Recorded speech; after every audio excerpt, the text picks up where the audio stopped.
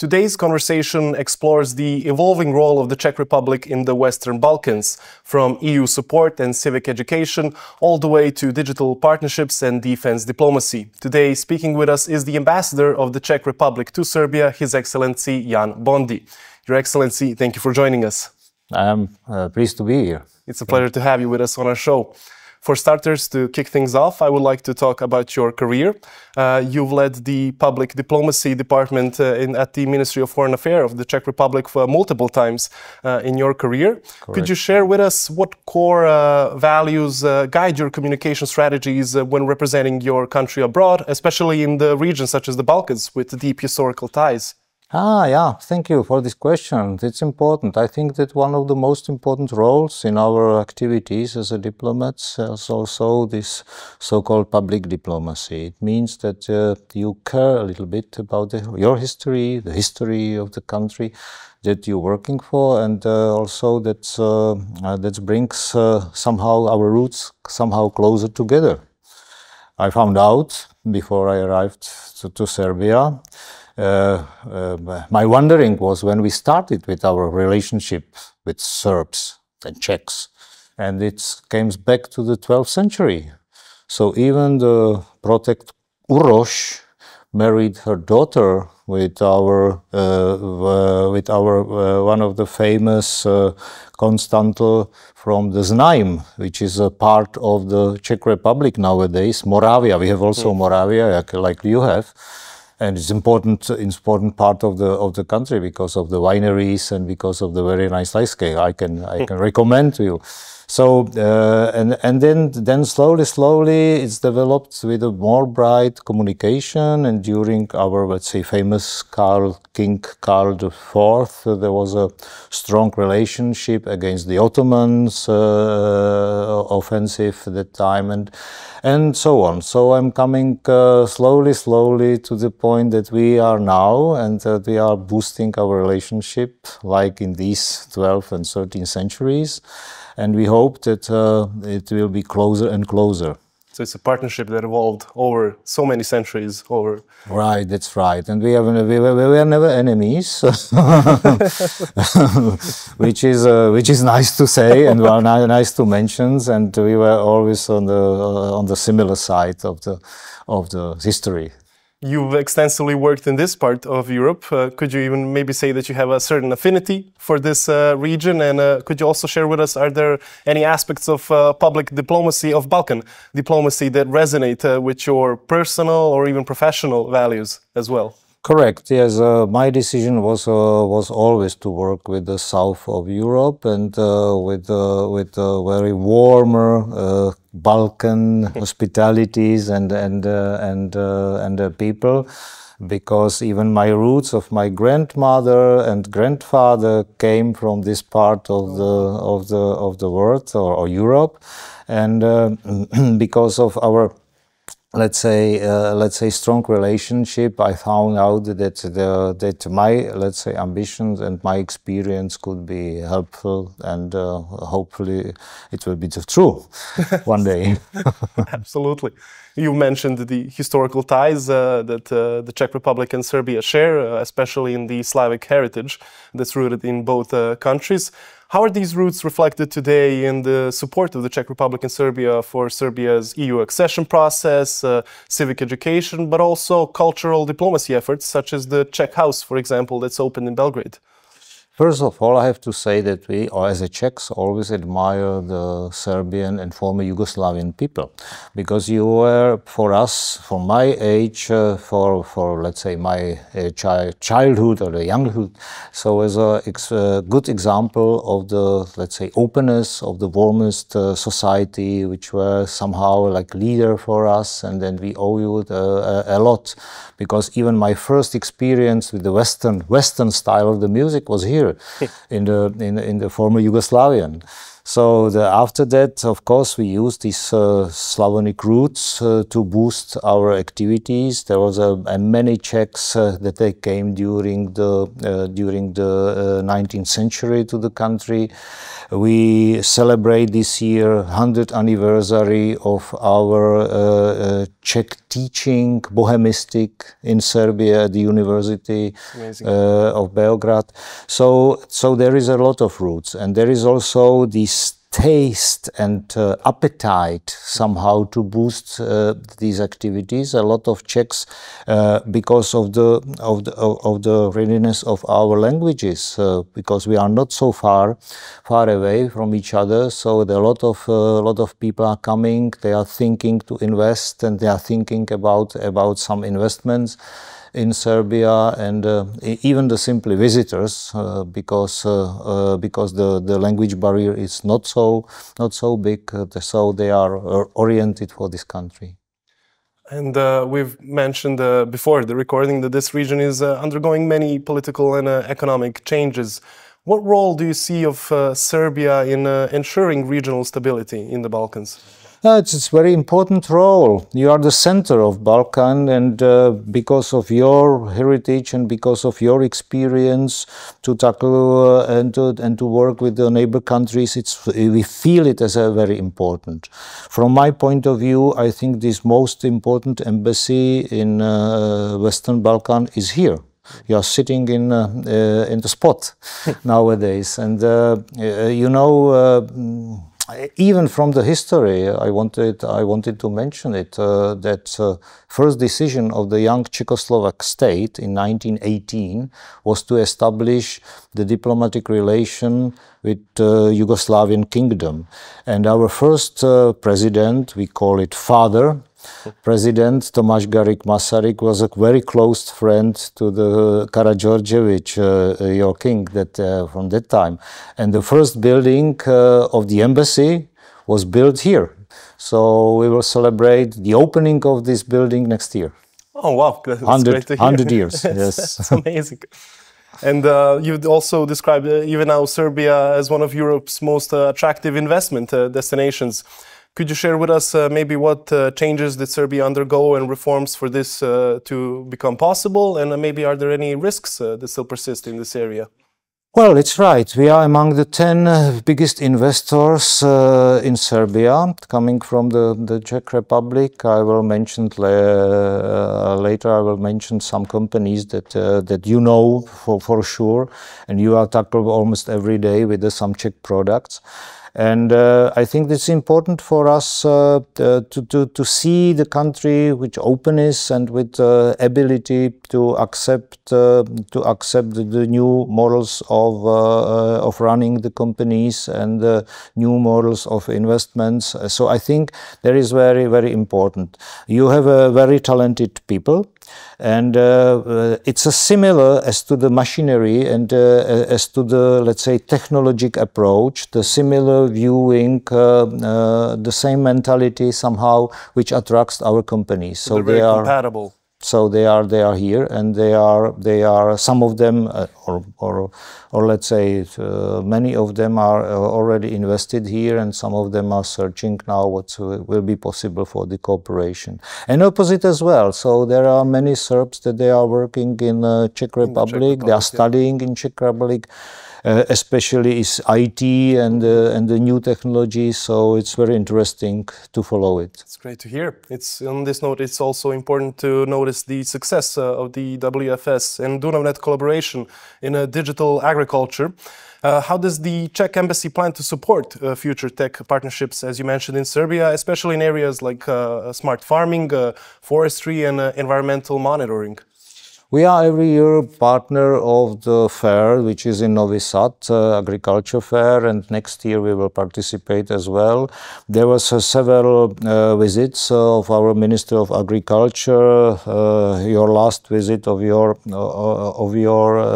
diplomats and politicians went in, I think, the last month to České Budějovice, which is Země živitelka. It's a Czech fair, the biggest one.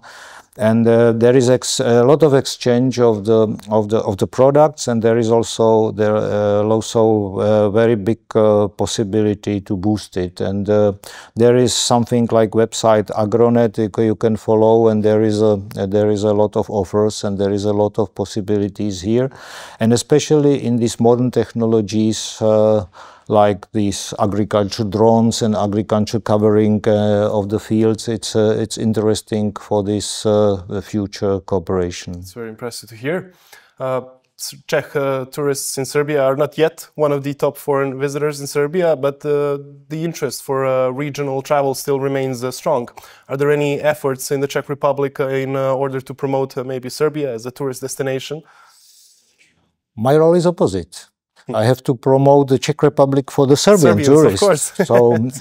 So maybe if you still no, I'm joking. Of course, we are in good cooperation with the Serbian embassy to Prague. By the way, you have a fantastic location in Prague near to the Charles Bridge. Yes, we've discussed this before. Yes. Unbelievable. It's quite in the core of the city, yeah. Yeah. We are in balance. Same as the Czech Republic here. Same as the Czech Republic here in the city center, and the really ambitious building.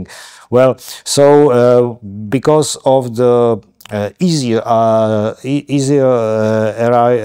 arrival possibilities, because there is highway which connecting the Prague with Belgrade, I think, and you can make it in several hours. It's really nice trip to use. So we see that we have more and more tourists that they are coming. Still not enough. I think that you are right. For the Czechs, it's necessary to discover the south of the Serbia with fantastic mountains, with lakes and with rivers. So got a bit of everything. Yes. Yeah, exactly. And I will not speak about the wineries and about these typical Serbian products like pljeskavica and the others, which are famous. Many ambassadors complained that they gain weight after coming to Serbia because of this. Right, exactly. And beyond traditional sectors like agriculture and transport, you've also emphasized the importance of IT and biomedicine. Are there any partnerships between the two countries, let's say in the next 5 years, that will be coming in the near future?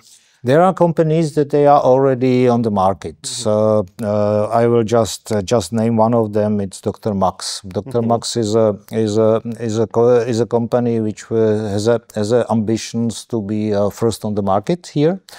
And we hope that they will manage. By the way, as I wanted to mention, there are products that you can see on the daily basis. If you drink mineral water, Kňaz Miloš, there is a Czech investments from Karlovy Vary, from Matony, Karlovy Vary. If you drive the car, so I think #1 on the market is Skoda. Absolutely, yeah. From Mladá Boleslav, and there are several other products like this. So I think that even in this category of the medicine care and medical, let's say, exchange, there are programs that they are supporting the exchange of the medicine people and on the doctors on the doctor level, and also the medicaments. That's amazing. And another sector in which this collaboration between the two countries exists is the defense sector as well. Czechia's defense industrial cooperation with Serbia is expanding over time, yet public discourse around arms and security is still a very sensitive topic, especially in light of global conflicts. How do you balance these strategic defense partnerships with public interest and transparency in mind? Unfortunately, we are somehow afraid to discuss about the defense, but we see the situation worldwide around us. It's necessity somehow to improve in this sector as well. So the Czech defense companies are visible on partner. It's a fair here in Belgrade, which is coming in few days. So we will have I think something like 7 companies arriving directly, and some 3-4 companies that they are already on the market. There is not only about the defense itself; it's also about the whole industry and industry, of the machinery and the technology. I will just name one of the companies which is known here. It's 14. Oktober company, which is now in a joint venture with the Czech companies. There is a lot of the investments, and it's not only about the defense sector, it's also about the other machinery sectors. So I'm really happy that the company decided to come to invest the money, to hire the people, the local people there, and so they have more than 200 employers now, and which is reasonable. It's something that will bring us together. I know how sensitive for the Serbians it's the membership of NATO, for example, but the cooperation since 2006 as a partner of this defense system and security system, it's something which I really personally admire. And there is a lot of cooperation between the militaries, the Czech Republic and Serbian. I think that our last visitors, I mean official visitors from the Ministry of Defense came 2 weeks ago. So it's communication is floating and going on. So even with the military neutrality of Serbia, this cooperation still persists. Yeah, exactly. We have a lot to learn from you, and I think that we could be also somehow good example for the joining the, let's say, defense system in Europe. Absolutely. You've arrived to Serbia in the second half of September 2024. Could you tell us how you're liking Belgrade so far, and more generally, what has impressed you here the most, whether it's culturally, politically, socially? I have to tell you that I'm now somehow approximately 1 year here. I arrived the 1st of September last year, and since that time there was a lot of things that they happened. First of all, our Ministry of Foreign Affairs arrived, then our Prime Minister arrived, then our Minister of Agriculture arrived. So I had no pretty active partnership. I had no chance to see a little bit to relax yet, and I still hope that I will be able somehow to travel more and to see some big cities and in interesting parts of the country, as we spoke before, to boost, let's say, the relationship, which is my task and my role here. And frankly spoken, I was very surprised about the excellency and let's say warmness and openness of the society here in Serbia. So maybe because of I'm Czech, and maybe because of these roots and this relation and this Slavonic sector, there has helped me a lot. And even I'm still not able to speak properly in Serbish. So there is a lot of warmness and a lot of partnership that I already established. That's great to hear. As for the last question, to bring this interview to an end, looking ahead, what kind of legacy would you like your tenure in Serbia to leave, and both in terms of bilateral relations and the Czech Republic's image among Serbian citizens? I wish to see Serbia among the countries of the European Union member states. It will be my really big aim, and if I can be supportive to this approach, I will do maximum.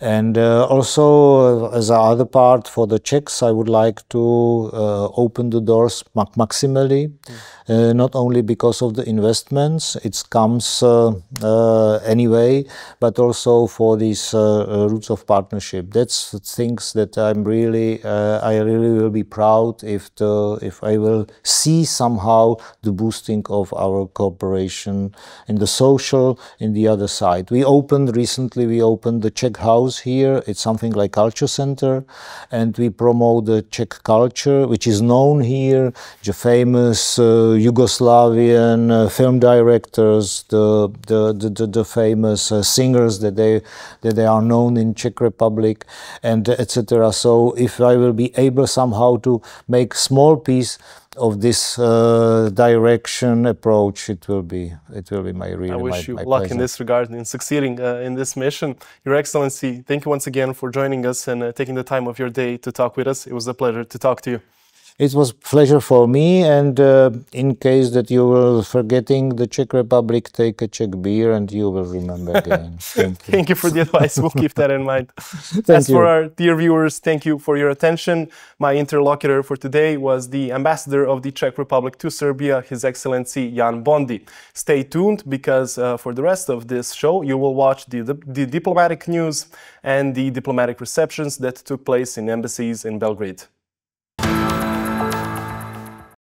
Trenutno je 6 porodica sa bolesnom decom na lečenju u Bolonji, zahvaljujući saradnji italijanske ambasade u Srbiji sa organizacijom Nurdor. Dobijanje viza i odlazak u Italiju na lečenje od karcinoma olakšan je zbog ove saradnje, ali ona se tu nije zaustavila.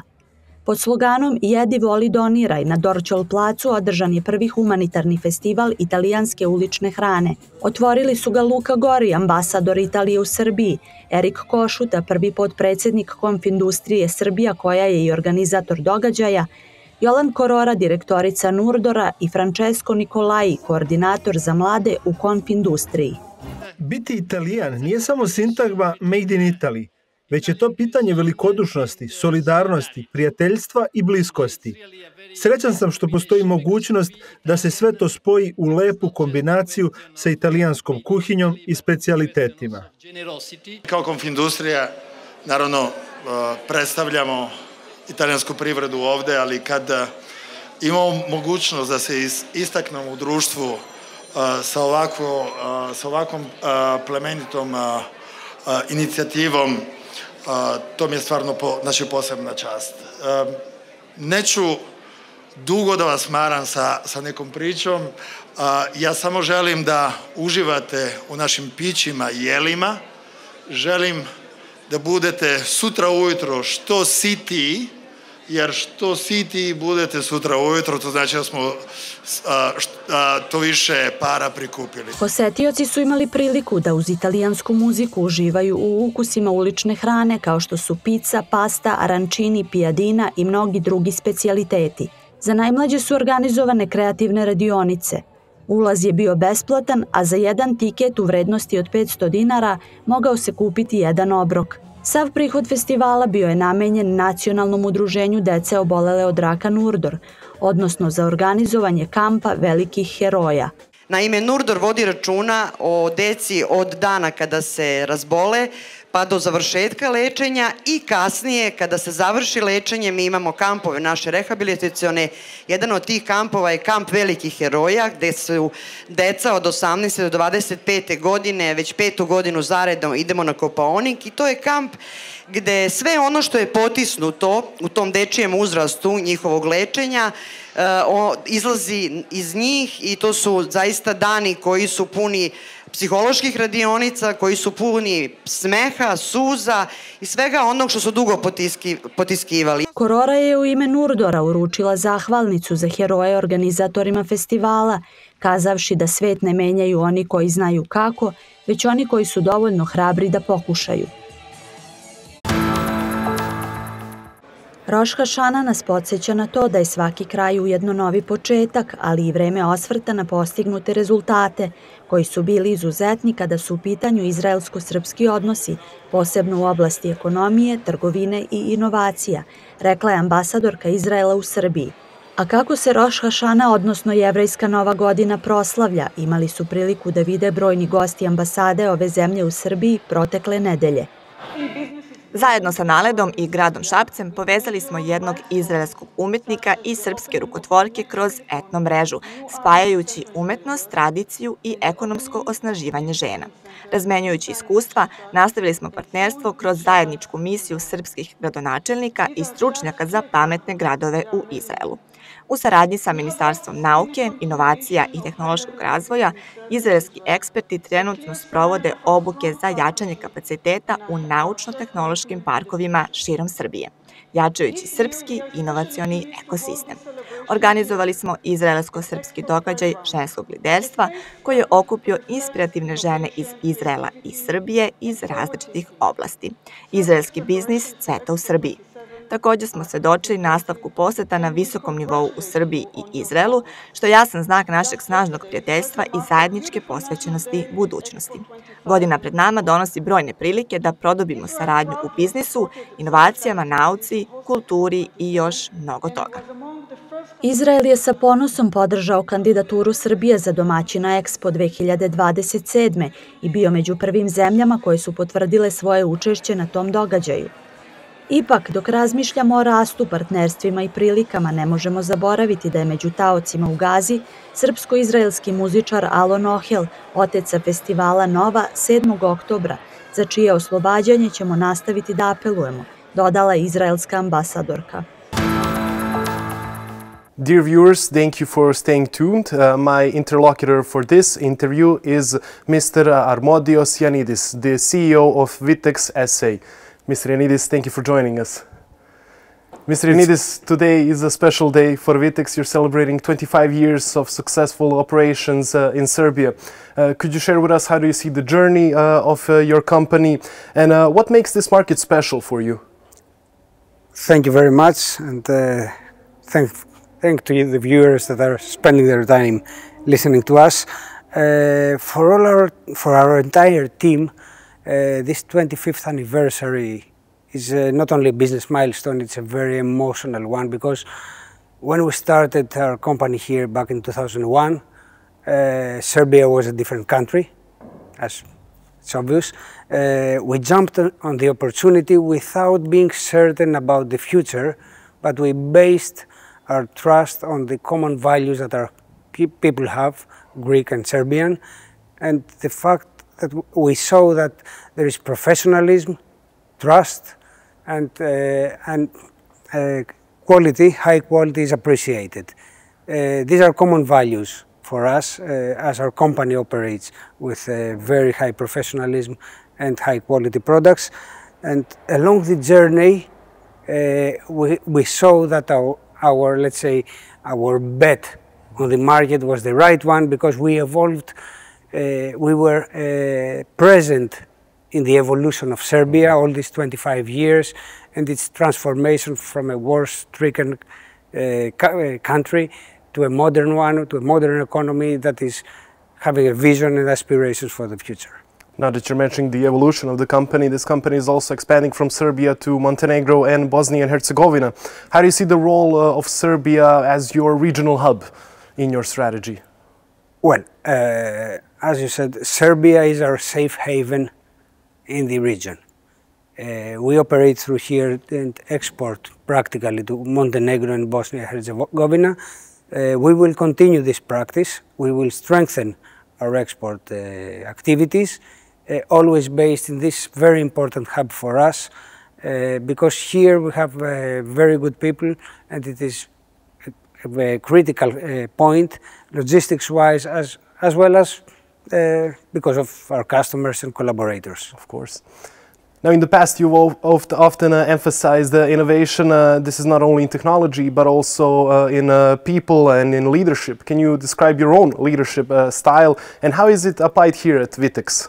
Well, innovation for Vitex is not limited to our manufacturing processes or the new products. That, of course, we develop very sustainable products and innovative construction chemicals, but we also try to find new ways to empower people.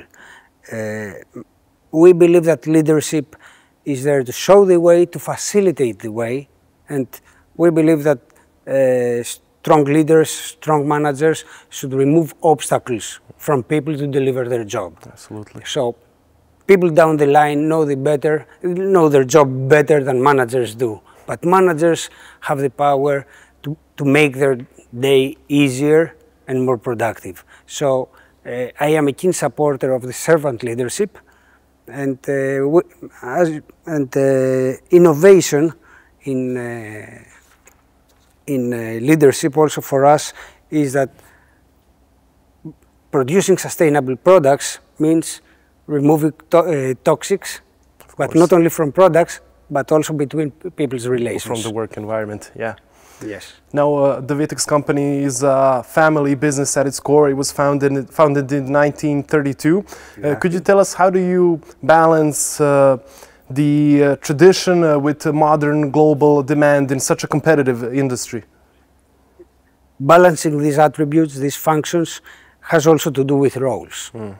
So we have seen that the family is good at preserving the heritage, the values. So the family members in our company act as custodians of the long-term relation with the customers, who are also family-owned companies. Regardless of the size of the range or whatever, we are all family companies. So the families retain the long-term relationship, whereas the professionals deliver new products, innovation, good management practices, and make this collaboration be competitive until the next generation. Of course. For the last question, I would like to talk about the future. How do you see the future of the paints and constructions chemical industry? What will drive it in the next decade? Is it technology, sustainability, customer experience, or something else? Yes. Well, sustainability is a key issue, and if we see it under the parameters of climate change and the developments in the workforce, we have a situation that if we leave it alone will become a recipe for disaster. So we have less active chemicals, so new technologies that need more training in order to perform in a changing environment. Yes. So due to the climate change, we have more humidity, higher temperatures. The products need to perform in a different way, but there are different products in their basis. But on the other hand, with the lack of labor, we have people, professionals that do not know how to do that. So we have three unstable parameters that we have to bring together, yeah. Keep them working between them in order to deliver the best possible result. So sustainability, also with the effects of climate change, technology is very important. We will have more automated production lines, deliveries, logistics means. Of course, the product cannot be digitalized, of course, because we are talking about materials. Nevertheless, processes, everything is under a big question mark of what will happen. And at least we trust our team that whatever the development is, we will find the best possible result for our customers and the community. Mr. Yannidisom, thank you once again for joining us and taking the time of your day to speak with us. Thank you for showing interest to our 25 years of history, and looking forward to another interview in 2050. Yes, of course, and we do wish you luck for your company in the future. Thank you. Thank you.